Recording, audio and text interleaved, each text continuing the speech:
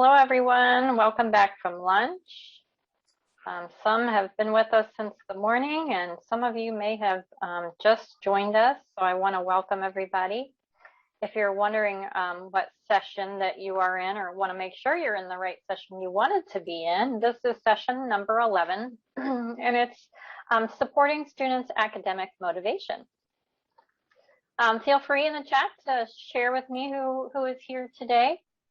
I'm going to go ahead and get started.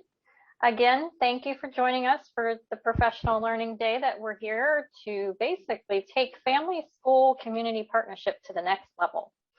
My name is Kristen McKinnon, and I will be your moderator this afternoon.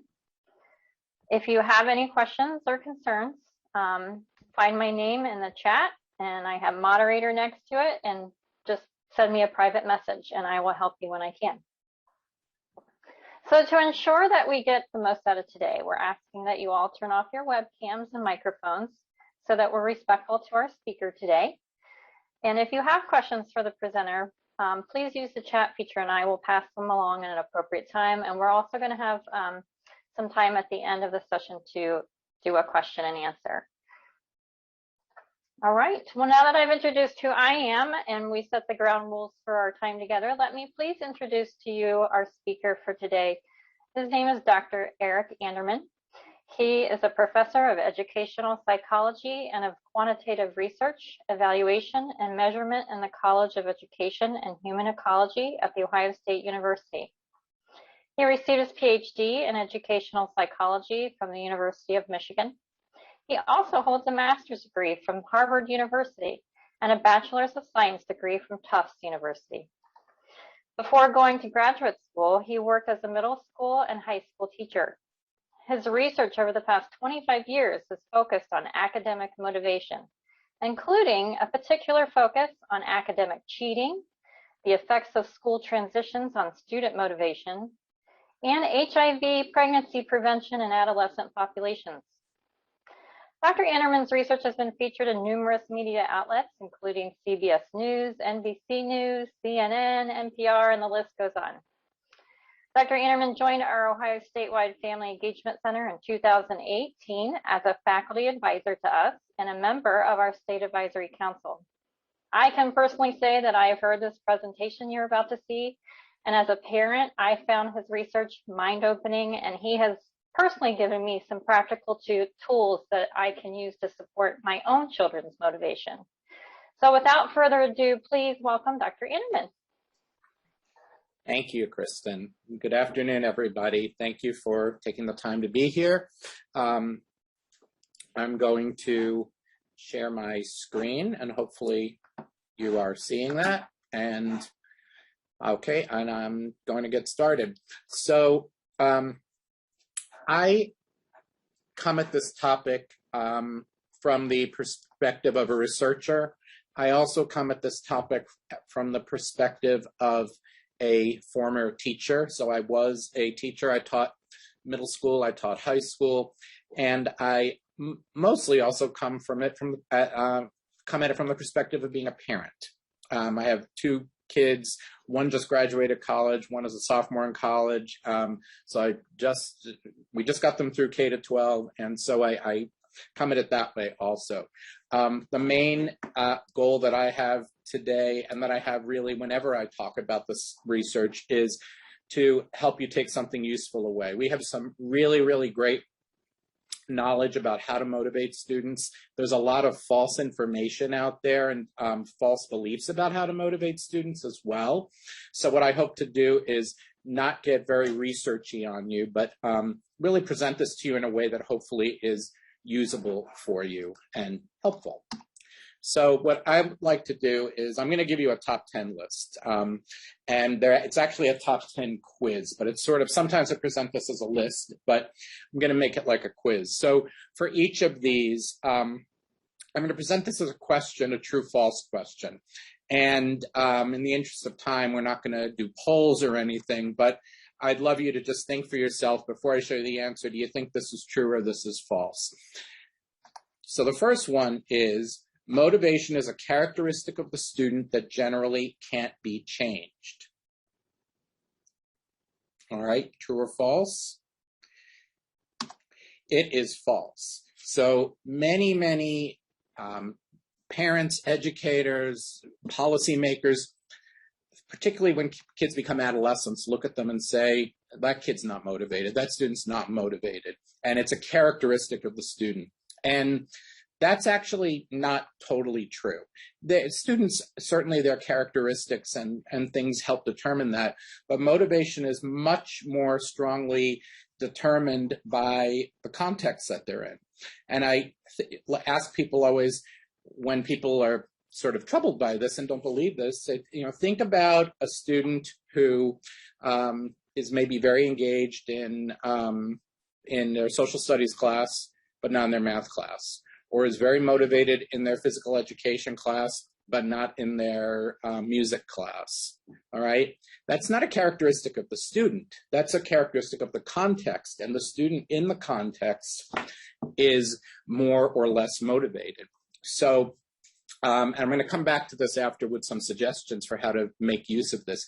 But one of the first point to summarize it is that motivation is very much determined by the context, and it's very much determined by how educators talk about instruction, how parents talk about homework, and we'll talk about some of that in a few minutes. Second one, motivation is the same across all subject areas. It's probably related to the first one, so if you follow that, you probably can surmise that that's false. Huge variation. So there have been many studies looking at motivation as young as in the first and second grade, and it varies by subject area.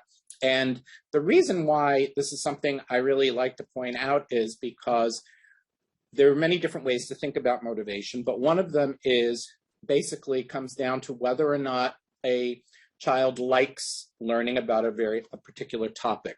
Do you like learning about math? Do you like learning about science? Whatever it might be. Okay, and these beliefs develop very early, and what we find, in fact, is, and there have been many studies that have shown that these different preferences that children get and early adolescents get for subject areas translate into their career trajectories. So if a child starts school and really has bad experiences with math and becomes unmotivated for math, it is very unlikely, if you look for that child 30 years from now, that they're going to be in a career that uses math. If somebody has a very bad experience with science, it's very unlikely that you're going to see them in a science career. It happens, but it doesn't happen often. So the context matters, and in addition to the context mattering, the ways that kids experience subjects very early in their schooling can have very long-term effects on what they choose to do with their lives. Okay, third one. Comparing student performance enhances motivation. This is one where I always like to see a show of hands or look at people's faces when I ask this, because people like competitions and comparisons, and so the answer is, false. Comparing students to each other does not really help anyone. Some students respond well and are motivated when you show comparative data, but most students respond pretty negatively to that. And an increase in comparative data happens as students move up through the grades. So when students are younger, there are fewer comparisons, but as they get older, there's more and more things that start to let them know where they stand and how they stand compared to others and how they look compared to others. And that starts to make a difference. So I would like to engage you in a little thought experiment to try to demonstrate this to you, okay? So here's my little experiment. I'd like you just to go along with me. Imagine that you are a first-year college student. When you are selecting your courses for the second semester, you notice a course that looks very interesting to you, and that is aligned with your probable major. You've heard from many of your friends that the course is challenging and quite difficult, but you decide to take it and give it a try. During the first 4 weeks of the semester, you work very hard and you find the course is interesting, but it's extremely challenging. the end of the 4th week of class, you have your first exam. You study for the exam. After you take it, you just aren't sure how you did. You anxiously wait until you receive your score during the next class. All right? So imagine waiting. You're waiting. You don't know how you did. You may have done well. You may not have. You come into the next class, and before the professor, instructor, hands the exams out, the instructor puts this up on the board. It says, here's the distribution of scores from our class. And they put that up before you see your result. Then the professor walks around, hands the exams back. You lift yours up and you look down and you see that you got the F. Now, this is when I like to say, how do you feel? How would you feel now? And I don't know if I can actually see the chat. I can't see your faces, but if anyone wants to type into the chat how you feel, how would you feel at this moment, knowing you got the F? Would you feel good? Good. Okay. That's what I thought. Defeated, deflated, embarrassed. I'd turn red, time to drop out. And that's what I've done this activity, this exercise with literally hundreds, maybe thousands of students. And almost always, it's particularly when I do it in college classrooms, they say, I'm dropping the class. I'm dropping out and dropping the class. All right. And that is what we find happens because when you see how you compare. All right. Now, let's back up a little bit and say, you had this scenario, end of the 4th week, you take your class, but you come into the classroom and instead of the professor showing you the distribution of scores, this is what you look down at your paper and this is what you see. Pretend your name is Janet. I made it up. Janet, your paper contains a number of errors that are easily correctable. I can see you're using some inefficient strategies to solve some of these problems. Please come by my office hours next week and let me go over this with you. I think I can really help you with this. How would you feel now? The difference is you got this note, you still failed, but you don't know how anyone else did. All you know is that how you did, and you have this note. So how would you feel? Encouraged, I have support for success, good. And that's exactly what happens. So my point here is that if my takeaway for you is that these things are bad. We don't want to do these things. And as much as we're tempted to do these things in schools and and we think it motivates people, it really doesn't motivate many people at all. It really, really doesn't. All right. Here's another example. This is something you might see chart up in a school. Completed 100 push-ups. The star equals 25 completed. All right. And I made these names up. So if you know someone named Jeff Adams, it's not really Jeff. I just made these up. All right, so you can see the fourth. So Jeff did 100, Linda did 100. All right, but if you look, Eric, that's my name, Eric only did 25, and Missy only did 50. When Eric and Missy walk through the hall and look at this, this is what they see. They don't see this. They see this. And again, the assumption a lot of people make about motivation is that, hanging these things up of comparisons will motivate people, but it actually has the opposite effect. So like people like Jeff and Linda, they don't need any more motivation. They're doing just fine. People like Eric and Missy, when they see this, they see I'm bad. They get embarrassed. Nothing good comes from it. Another example you can probably all relate to is the honor roll, seeing the honor roll sticker on the back of a car or the honor roll in front of the school. And this is one that when I'm working with pre-service teachers, I love to really get them to argue about this. Should we post honor rolls? Should we have these things out there publicly? And, I leave that for you to decide. But the way honor rolls work is there's this assumption that the kids who are not on the honor roll, when they see it, that it will push them and say, oh, I want to be on that honor roll. Truth of the matter is, there aren't many kids who look at that and see that. Most of the kids, when they see it, they get angry, they get upset, they get embarrassed that they're not on it because it's displayed publicly. So I don't want to be misquoted. I'm not saying you should get rid of honor rolls, but I'm saying the public display of the honor roll, that really, really can do some harm to some kids. So we can talk a little more about this after. All right, number 4. A student's self-esteem isn't a major determinant of academic motivation and achievement. All right. Everybody, you hear lots and lots about self-esteem and how important it is. And the answer is true now that it is not a major determinant. It's self-esteem is not as important as people think it is. Now, this is really important to understand what I'm saying here. There is no research demonstrating that enhanced self-esteem leads to higher motivation or achievement. There are actually some research linking high self-esteem to negative outcomes. There have been a number of studies done looking at people who are very aggressive prisoners in jail who've been incarcerated, and they've given them self-esteem inventories, and some of them have among the highest self-esteem. That doesn't mean self-esteem is a bad thing for people to have. We want people to have high self-esteem. I want my kids to have high self-esteem. I want to have high self-esteem. The problem is when people start to think that if you have high self-esteem, you're going to magically start to learn how to spell, and you're going to be able to do math problems. And that's where the problem is. There is no research showing that.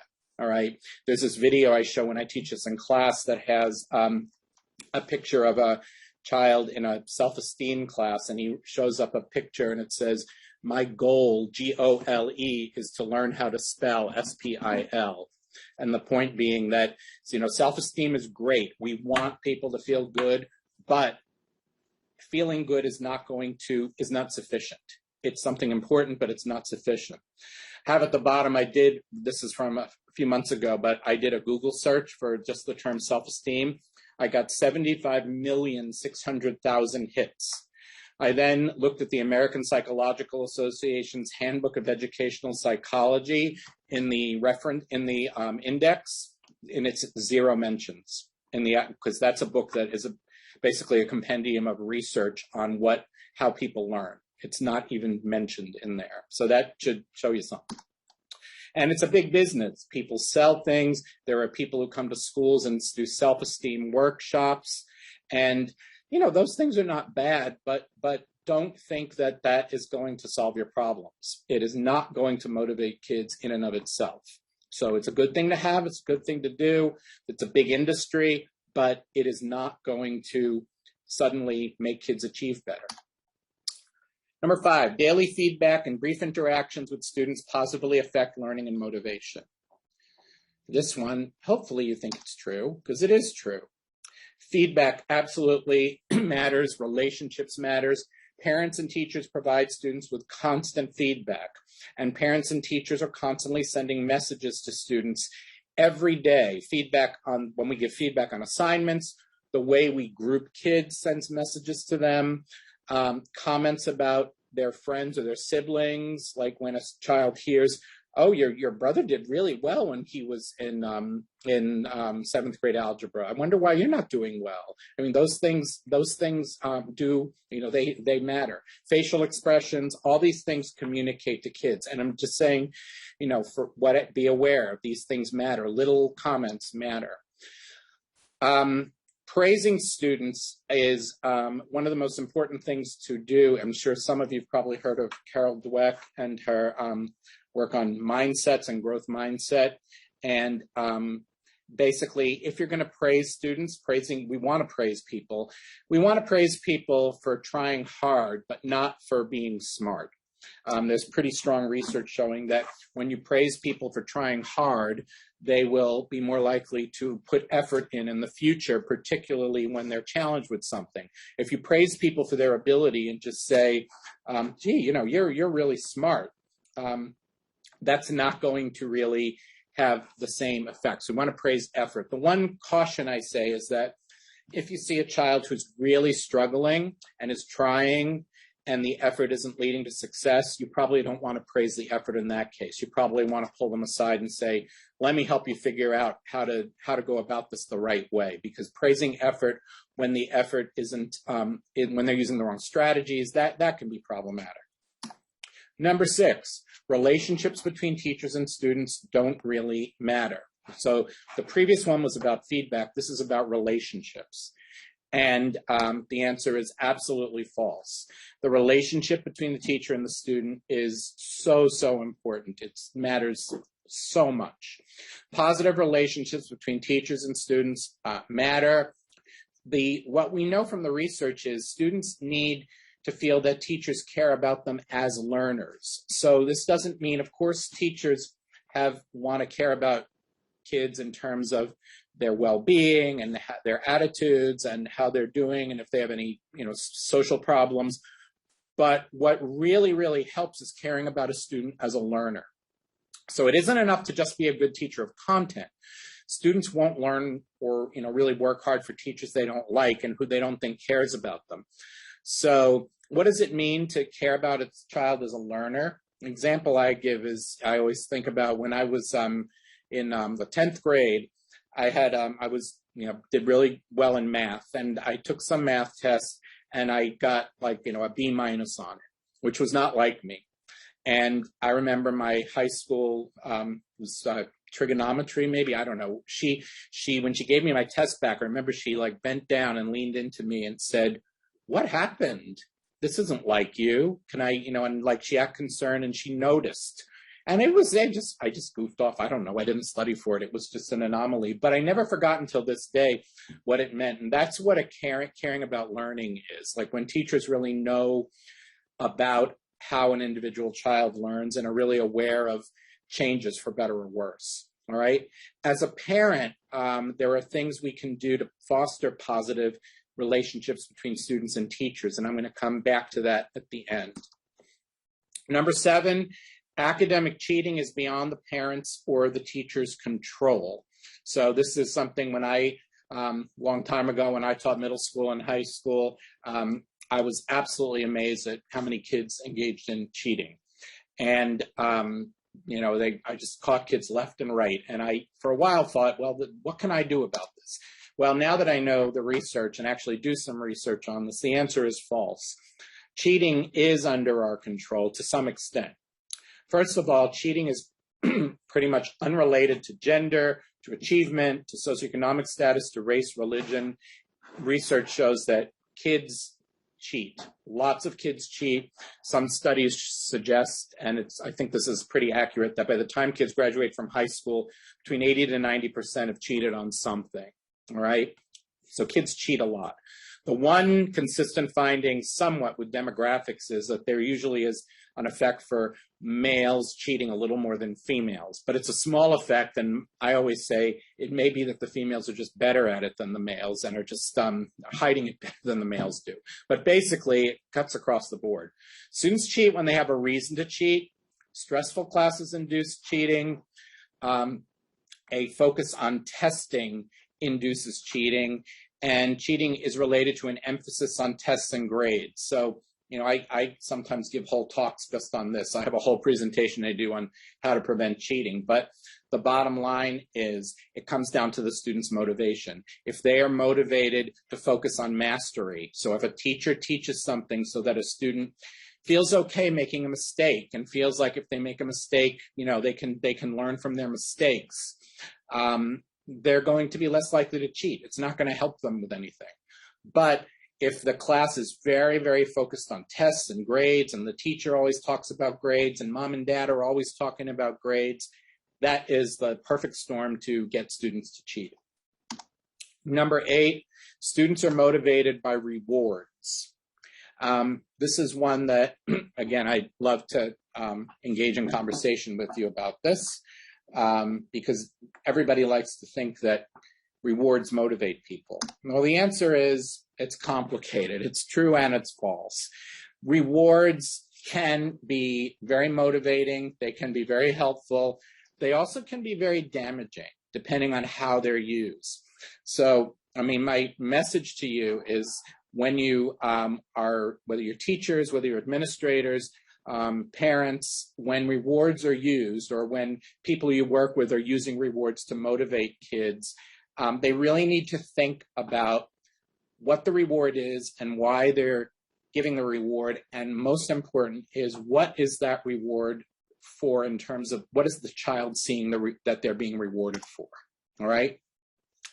Research shows that rewards can actually decrease intrinsic motivation. This is the sort of the elephant in the room, or the thing people don't like to talk about with rewards. But there is research that is so crystal clear that if you keep rewarding people for something that they would do anyway, they're going to be less interested in doing it. The story I always share is a former graduate student of mine had a daughter who loved to read. She was just loved to read books. She was in like the 3rd grade. Well, then her teacher suddenly put in a system where the kids got rewarded at the end of each month for the number of books they read. And this girl was reading like 4 or 5 books a month. The reward was if you read 1 or 2 books. So what do you think happened when the teacher put the reward in? This young lady who loved to read, instead of reading 4 or 5 books, only read 2 books a month. And her mother used to talk to me as this was one of my students about this, and was so heartbroken by it. And it was well-intentioned, because that the rewards will make kids read more, but it actually, in some cases, can backfire. Kids begin to see the reward as more important than the task. The reward's more important than the reading. And students become addicted to the rewards. If you take the rewards away, then they say, well, why should I do this? You're not giving me something for it. It sends a message to kids also about what we value. These are something, when I was a teacher, new teacher, before I went to grad school and learned about this stuff, I used to do these homework passes. All right, like if kids did something good or whatever, I give them a homework pass. So you can, use this and not do your homework. And now I reflect on that and think, what's the message it sends? And so the message it sends is, if you do something, whatever it is that I'm going to reward you for, if you behave well or whatever, the reward is that you don't have to engage in the subject I am teaching you. So it really is sending a kind of backwards kind of message that you may not really want to send. So again, my point is, when you give rewards, you need to think about them. All right, number 9. If this one upsets any of you, I apologize, but this is the one that is like the most important to me. So students will learn more effectively when parents and teachers accommodate their learning styles. I kind of set that up. That is false, very false. And that is one of the greatest urban myths, urban legends, false beliefs out there, that teaching to people's learning styles is going to help them learn. It is going to motivate them. It's going to make them achieve better. And that is absolutely, positively not true. So when you think about learning styles, there's people say different things by this, but basically people talk about being a visual learner or an auditory learner or a kinesthetic learner, all right? And, I hear people say it all the time, like, I'm a visual learner, or I'm an auditory learner. I learn by listening, or I learn by touching, all right? And what I always say to people is, unless you're visually impaired, you are a visual learner. Unless you have some kind of hearing loss, you're an auditory learner, etc. We all learn these ways, and there is no evidence at all that adjusting the teaching to somebody's preferred learning style makes them learn better. When I teach undergrad intro to ed psych, I've been doing this for like 20 years now. When I teach it, I say to my undergrads, I always share this with them, and they don't want to believe me, and they get mad at me. And I always say, if any of you can find me a peer-reviewed study in a scientific journal that shows that changing teaching one's learning style to match a preferred learning style increases a measurable outcome in kids, like their achievement or their IQ or anything like that, I will give you an A in the class and you don't have to come back. And till this day, nobody has ever, they always accept my challenge and no one's ever been able to do it. There is no evidence for it, but everybody thinks it's true. So what the problem is, and there's a study I actually put up there, this one in the Journal of Ed Psych in 2015, this actually was an incredibly tightly controlled study that completely debunked this. Now, the important thing for hopefully you hear is learning styles are preferences. So people do have preferences. So some people will say, I prefer to learn visually, or I prefer to learn by listening. That's what that is. And that's fine. You can have preferences, absolutely. But just because you have a preference, it doesn't mean that you're going to learn better that way. An example that I always like to give is when my daughter was in the 6th grade, she we got a note home from her teacher saying that she's doing really, really well in class, but she doesn't talk much. And when we do science, and I'd really love her to talk more. She used to talk, and she's not talking much, but she has great ideas. So we asked her about that, and she said, oh, well, the reason I'm not talking is because somebody came in and gave us a learning styles test, and I came out as a visual learner. So I learned visually, so I don't need to talk. But that just about killed me when I had but that was, I've never forgotten that and my daughter is fine with me sharing that. So she knows I tell that story. So, but it's because like she probably didn't, really needed to work on maybe some of the verbal skills. And that was what she was exactly shying away from. Another thing with this, I did another Google search. I got 7.5 million hits. The Handbook of Ed Psych, there were two references to it, but both of them were references to it indicating that that learning styles don't work. So the references were to the fact that it's, people think it works, but it doesn't. And it's a huge business. There's so many books out there about teaching to learning styles. And, I just really, really caution you all to be aware of this. Learning styles, you can have a preferred way of learning and you can adjust learning, if kids prefer to learn a certain way, but that is not going to, don't take this too far because it is just not going to be beneficial. Number 10, parents can have a positive effect on children's and adolescents' motivation. And the answer is true. All right, parents absolutely can help with all these things. So what I'd like to do now for the last few minutes, and then I want to open up the discussion, is just give you some suggestions for how to increase parent engagement around these topics. So first of all, what is student motivation? I didn't define this at the beginning. I'm defining it now because motivation is very much misunderstood. There are lots of different definitions for motivation. It's a lot of different things. It's students' beliefs about their ability. It's their beliefs about what they'll succeed and fail in. It's their beliefs about the importance of what they're learning. It's the beliefs about whether they're learning something because they want to learn it, intrinsic motivation, or because they'll get a reward or avoid a punishment. And motivation has to do with the students' goals when they're doing their schoolwork.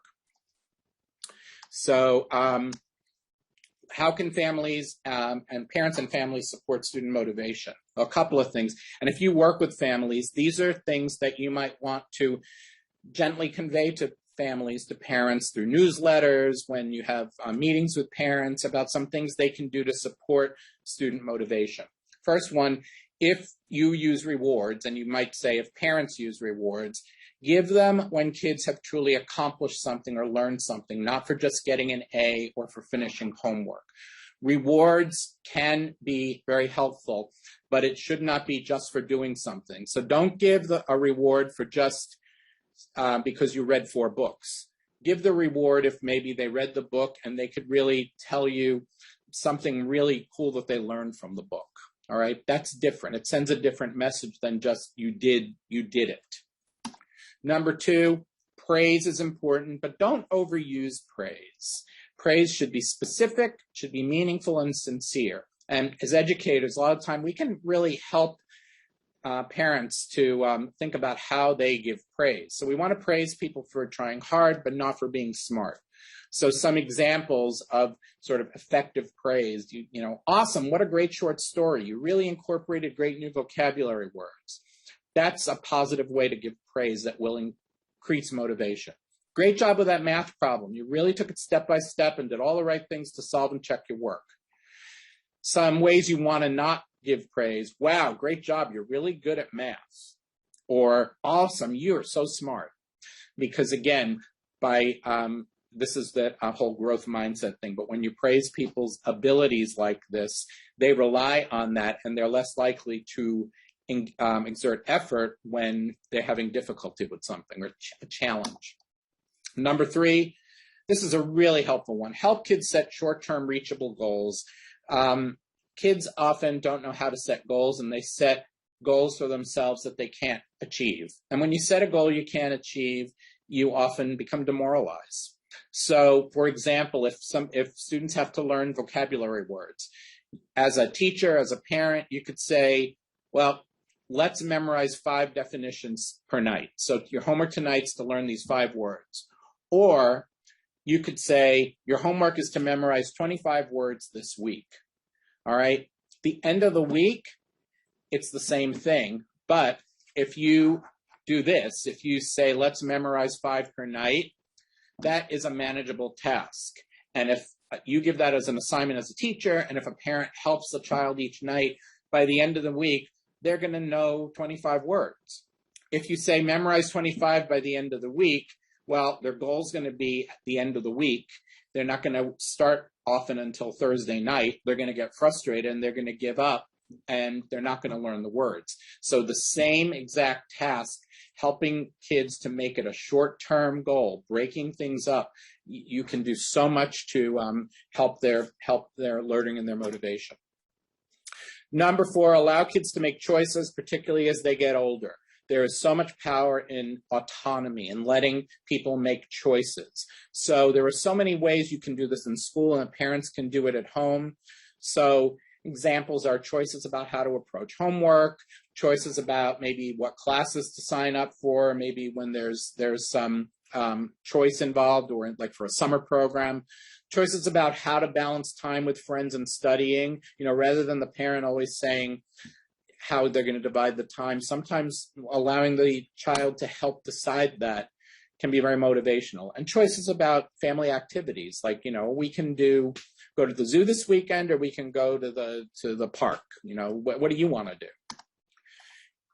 Help students make healthy attributions. So attributions, I go back to that example when I asked you to do that little thought experiment with me at the beginning, and I showed you the results of the test publicly. When you found out you got an F, you made an attribution. You probably said, oh, I failed the test because I'm dumb, or I failed the test because I'm really not good at this subject, or because I'm stupid. As opposed to when you got the feedback, that note to Janet, that helped you make the attribution to, oh, I made some bad decisions. I didn't approach the problems the right way, but this is fixable. So helping kids make healthy attributions is such a powerful thing when they get a bad grade on a test, all right? So both teachers and parents, and when you're working with parents and trying to get them on the same page, you might give them some of this information to help them. In the student's mind, they're saying, why did I get the bad grade? And the student is going to come up with a reason. The student might decide, I'm stupid, I'm not good at the subject, I didn't study last night, I goofed off all week and didn't do the homework. If the student makes the attributions to being stupid or not good at the subject, their future motivation for that subject is not going to be very good. But if the student makes the attribution to the fact that, well, I got a bad grade because I didn't study, or because I goofed off all week, well, that doesn't mean that's a good thing, but that helps the student see, okay, I can fix this. This is fixable. So getting somebody to think about the attribution of why did you get that bad grade? It's not because you're stupid. It's because maybe you used the wrong strategies, or you were watching TV or on Instagram, whatever. Number 6, help kids see the value of what they are learning. This is incredibly important. This goes back to at the beginning when I said that the attitudes and beliefs that people have about what they learn can sort of predict their life trajectories. People who early in life or during adolescence develop beliefs about science, STEM, about science, technology, engineering, that it's useful, interesting, important, and worth their time. These are the people who go on to study science in college, and these are the people who go on to careers in the STEM fields. Very seldom do, when young children do not think science is interesting or useful or worth their time, will you see them 20, 30 years later in a STEM profession. So doing what we can to get kids to really value what they're learning, not just science, it could be social studies, it could be anything, is a huge, huge push to help their motivation to continue learning in the future. Number 7, parents and teachers need to be sending the same messages to students about motivation, okay? So some of the things I talked about here, you may have, teachers sending one message, but parents sending a different message. That's where this whole communicating between the school and the parent and making sure that you're sending messages the same way can make such a difference. Because if the school is, let's say, rewarding people for having learned something from reading a book, and a parent is rewarding them for having finished reading the book in 2 days and based on time, the student doesn't really know, they're getting opposite messages. And so they're not being rewarded in the same way. And so how do you do that? Regular communication between parents and teachers, telephone, texting, email, Zoom, whatever it can be, but the communication is incredibly, incredibly important. All right. And that is, I am actually on time. So I'm going to stop sharing and I'm going to open it up to questions. And also, if any of you, I was going to put my, I'll put it back for 1 second. I'll share the screen. My email and contact information. If any of you want any additional information, feel free to shoot me an email. I can, if people want, I can get a PDF of these slides, make available if any of you want to have this. I'm more than happy to share that with you, but I'm anderman.1@osu.edu. So thank you, and let's open it up for questions, comments, anything. Feel free to unmute yourself and put your video on if you like, or ask something in the chat. All right, looks like we're getting some things here. A copy of the slides would be nice. That's something that we can put on our website after the summit is all over. We'll put the discussion materials on the webpage. So Absolutely. We will do that.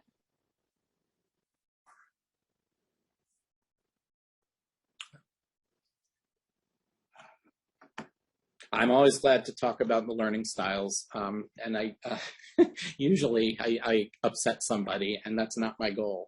But it is just something I think that is just important to understand its place, and that what the research says, and that it's a preference, and not necessarily any more than that. How do you stop a child from only working for rewards? That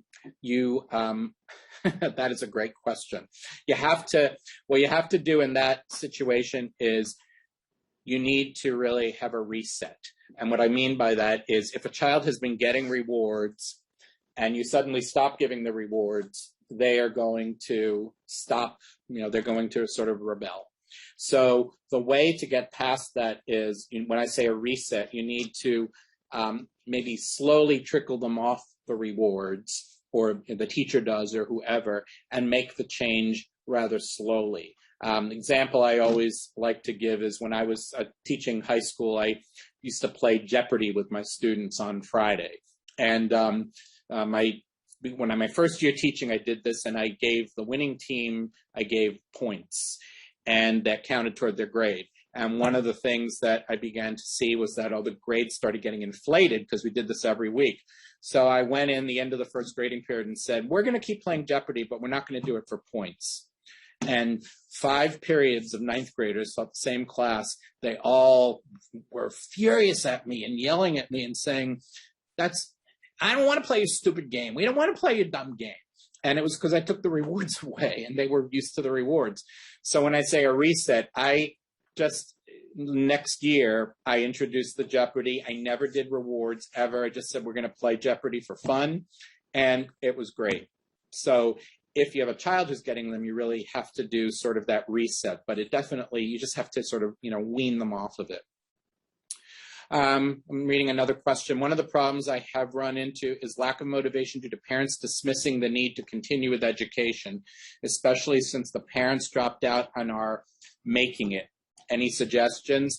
That's a really, really tough one, but that is one that I think a couple of different things you can do. One of them is by getting kids early on to think about various careers that they might have and things that they might do that are interesting that would require further education, getting other adults to talk to them about that, other adults who maybe they can relate to. I've seen a lot of people since COVID hit using Zoom and getting people who are in various professions to come in and say, I became I build bridges.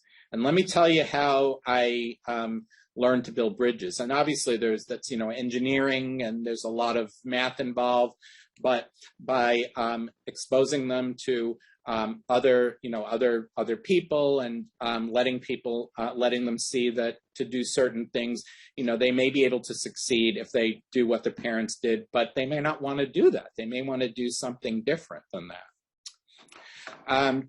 Do you feel it's important to clearly define reinforcement and reward to educators, especially when discussing the PBS framework 4-to-1 ratio? I think it is to some extent. So, reinforcement is by definition something that will increase behavior. And sometimes a reinforcement can be almost the opposite of reward. It's called negative reinforcement. It's when you take something unpleasant away in order to increase the behavior. So that is an important distinction. And a reward is when you're giving something positive to increase the behavior.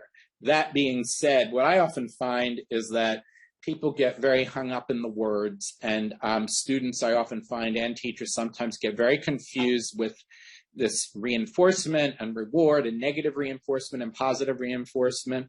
And what I think is really important is to get the principle across rather than the terminology. It's that, it's the principle of what is the behavior you're trying to change? What are you doing to change the behavior? And is that the way the child is interpreting it? Okay. I like to not use the word reinforcement much. I just find it really confuses people. How do you help young adults become more motivated? Well, that's a great question. And the answer to that I always say is I answer it with a question. I say, motivated in what? There's this, I should add this to my list of sort of myths about motivation. Sometimes people think motivation is a one size fits all. Motivation is very, very specific. So to get somebody motivated, you can't just say, I want to take a child or a teenager and motivate them. The question is, how do I motivate them to learn about social studies? All right. Well, maybe I get them interested in some local social justice issue that they can really work on. And by doing that, then I can help them tie that into what they're learning about history and social studies that way. But that's not going to work for motivating them to do math. All right. So motivation is very, very subject specific, and that's not to make it difficult. I think that makes it easier for people when people start to see that it is really, really individualized. It depends on the subject. It depends on the context. Kids sometimes will be motivated because a teacher teaches a certain way. One of my kids I remember had 1 year in math when she just did terribly and hated math. And the next year she was getting A's in math in high school. And, when we really talked to her about it, it was all about the instruction. It wasn't about the math. It was about the way the teaching was happening. And she was responding better to one than the other. So I hope that answers your question. It's very difficult how do you motivate young adults to become more motivated? But helping them set short-term goals and experiencing success, that's one of the best things you can do, is to help them break tasks down into short-term. You have to do a research paper. Well, let's break this down. Like, what are you going to do day one? What are you going to do day two? And they feel successful, and then they'll be more motivated to continue. As a follow-up to the parent dismissal of formal education, what if they do not see the need or have the desire to become anything beyond what they see around them?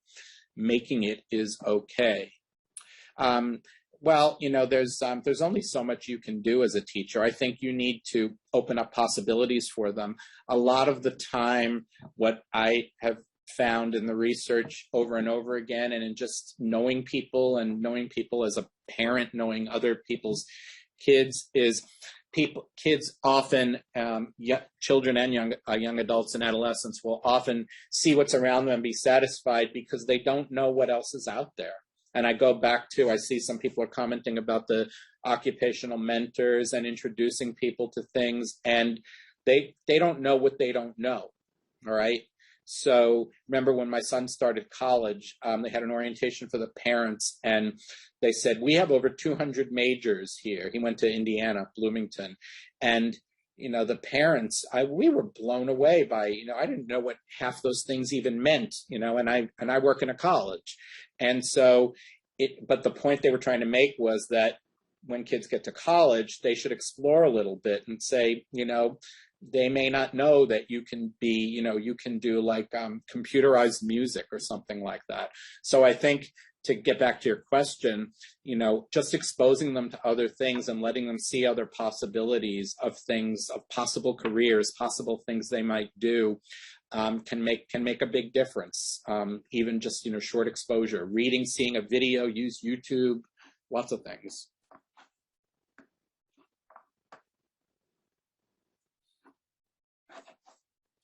Any other questions?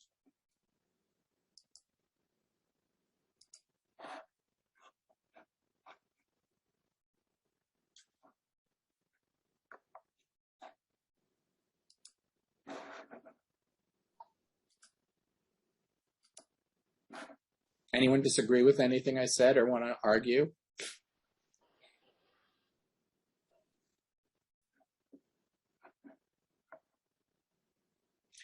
All right. Well, again, I'm very happy to have shared this with you, and I'll put the PDF out there. If you're interested in more stuff, I do have 2 books on this topic. If you're interested in reading more, I can send you information about those. And the books are not researchy. The books are written like for people to not get hung up in the research. It's based on the research, but they are all written in very user-friendly language. So again, shoot me an email if you're interested. I will put my email in the chat again, and I will make sure to get the slides to you all. All right. Okay. Dr. Anderman, there was one little, I don't know if you want to address it or not. Do you have any ideas on dealing with learned helplessness?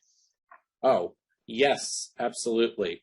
Learned helplessness is, for those of you who don't know, learned helplessness is a situation when it basically somebody becomes so distraught that believing that they can't do something or they can't learn something, that they just sort of give up. They just become helpless. And that is a situation in which you need to really be dealing with it on an individual basis. That's a situation if somebody is really, really helpless and like a child who just can't get out of a certain rut, where I would call on a school psychologist to partner with you. Because that's there are certain things that as teachers and parents that we really can't do on our own. Learned helplessness is really like the sort of, they've hit rock bottom and there's just nothing that's going to move them. That's when I would absolutely call on the school psychologist. That's what they're there for. I know a lot of school psychologists, they do a lot of testing, and they love it when they get called in to work on situations like this. So I would definitely do that. So that's not a cop-out answer, but that's the honest professional advice I would give people, because it's individual at that point. Okay, and to answer your question, yes, Marla, we definitely will put these under the slides, under the materials on the website under this presentation. So no worries there. Well, we're going to end a little bit early. You guys can go and take a break if you're planning on attending a 2:15 session. Those are our last sessions of the day, is 2:15. So you can go and get a drink or snack or something like that. But I want to thank Dr. Anderman for sharing his time and knowledge with us today. I know a lot of people have been giving him some Zoom love in the chat here, so thank you for that. We really do hope you can use what you learned today and incorporate it in your daily practice at school or even at home with your own children. So thank you again. And I am going to go ahead and post in the chat here the survey. If you are not attending any more sessions today, we'd love to hear from you. So all you need to do is click on that link and fill out the survey. We're only asking for it one time today. So like I said, if this is definitely your last session, please go ahead and fill that out. If not, your next moderator will post that again in the chat, so don't worry about it. Thank you all. I'm going to say goodbye, and we'll see you at the next time. Bye. Thanks, everyone.